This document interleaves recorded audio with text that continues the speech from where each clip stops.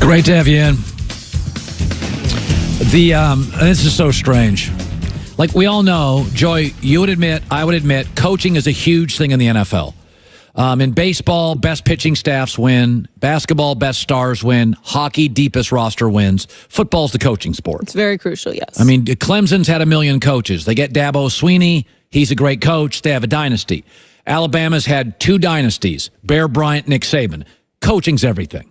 I mean, the final 4 coaches are Breeze, Andy Reid, Sean Payton, and Sean McVay. Most believe the 4 best coaches in the NFL. So this is not a small story to me. This is amazing. So the Packers, not only do the Green Bay Packers hire as a head coach Matt LaFleur, who's been a play caller 1 year in his life, who the stories, and I had it from an NFL executive, he's not great in the room. He's not an alpha. He doesn't have a lot of gravitas, even in coordinator rooms.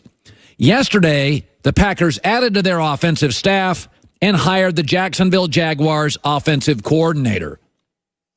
In business, that's comparable to the CEO of Blockbuster.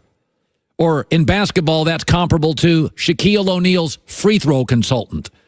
When you think of Jacksonville, have you ever considered offense? So what Green Bay did to help Aaron Rodgers get to the next level is fire Mike McCarthy, who resurrected Brett Favre's career and helped develop Aaron Rodgers, and they hired the Tennessee and Jacksonville offensive brain trusts. If I said to you, let's name the least creative offenses, I think I'd start with Jacksonville and Tennessee. Huh?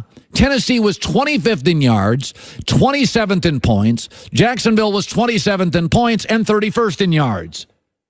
These are not Super Bowl winning coaches. These are now Aaron Rodgers' entourage. They're turtle and drama. They're boys that just run with him and make him comfortable. Have you ever thought of Jacksonville and Tennessee as elevated offensive artistic forms? Have you ever thought of those teams as offensive? I mean, this is amazing. Coaching has never mattered more in football. I mean, look around. College football, who are the coaches left? You know, look around. Who are the top teams in college football at the end? LSU's got more good players. Bama, Clemson, Ohio State, Notre Dame, they have the coaches. We don't think Notre Dame's got the best players. We think Notre Dame's got a really good football coach. Belichick, Payton, Reid, McVay.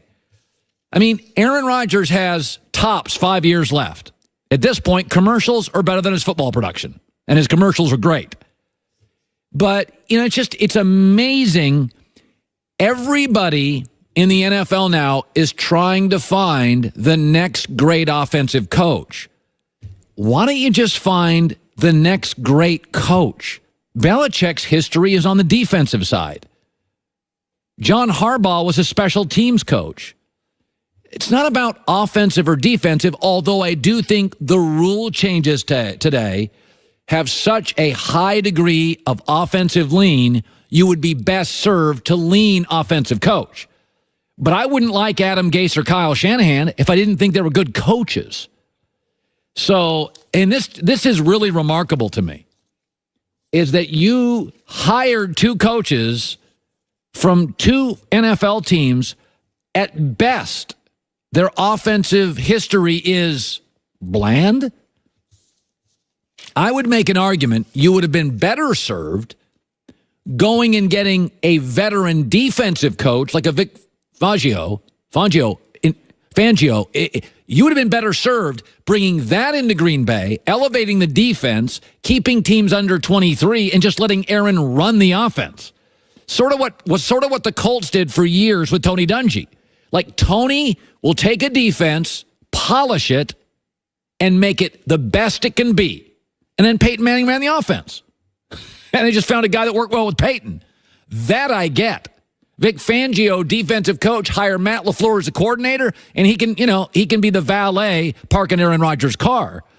But, I mean, I don't even get this. I don't even get it. Jacksonville and Tennessee's guys.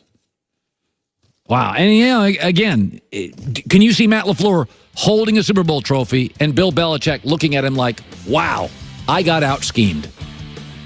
I just don't see that happening. Call me zany. Coming up next, why I think the Saints are in trouble and what Wentz and Foles really says about the Eagles.